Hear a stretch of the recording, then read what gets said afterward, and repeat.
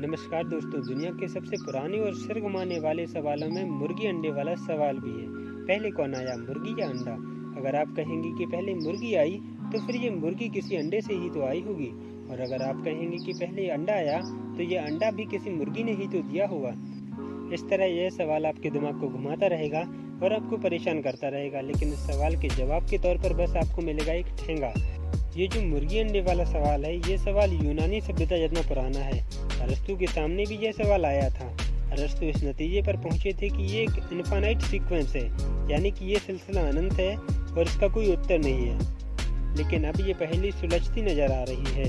Sheffield university के scientist ने यह दावा किया है कि उसके पास इस पहेली का सटीक जवाब है। मुर्गी एक पक्षी की प्रजाति है। ये ज़्यादा लंबी नहीं उड़ पाती है, इसलिए इंसानों ने इनका पालन करना शुरू कर दिया।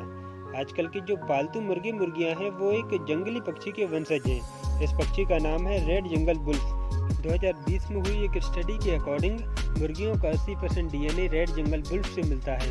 अंडे की बात करते हैं। अंडा क्या है? अंडा कुछ परतों का एक कवच होता है जिसके अंदर भ्रूण होता है। अंडों का अस्तित्व बहुत पुराना है।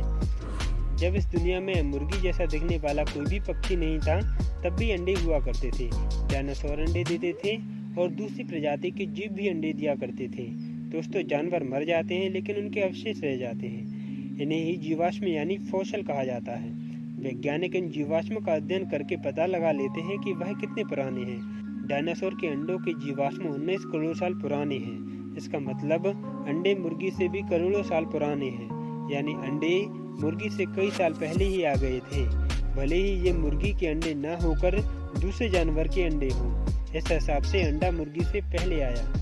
अगर हम बात करें मुर्गी वाले अंडे की, तो इसका जवाब हमें क्रमिक विकास के सिद्धांत से मिल सकता है। एवोल्यूशन का सिद्धांत कहता है कि कई पीढ़ियों के दौरान हर जीव में कुछ न कुछ परिवर्तन आते हैं। जैसे हम पहले बंदर से इंसान बने, ये सब डीएनए का किया धरा है।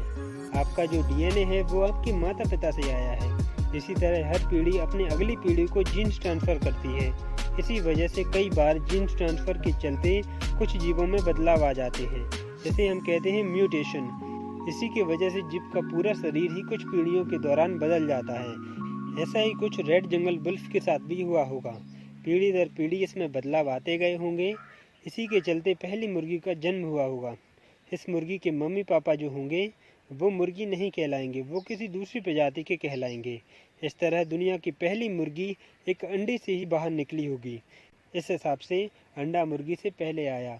मैं उम्मीद करता हूँ आपको भी इस सवाल का जवाब मिल गया होगा कि पहले अंडा आया या फिर मुर्गी। चलिए दोस्तों, इसी के साथ ये वीडियो यहीं ख़त्म होता है। अगर आपको भी इस वीडियो पर मेरी मेहनत पसंद आई हो तो इस चैनल को सब्सक्राइब कर लीजिएगा। मिलते हैं अगली वीडियो में। धन्यवाद।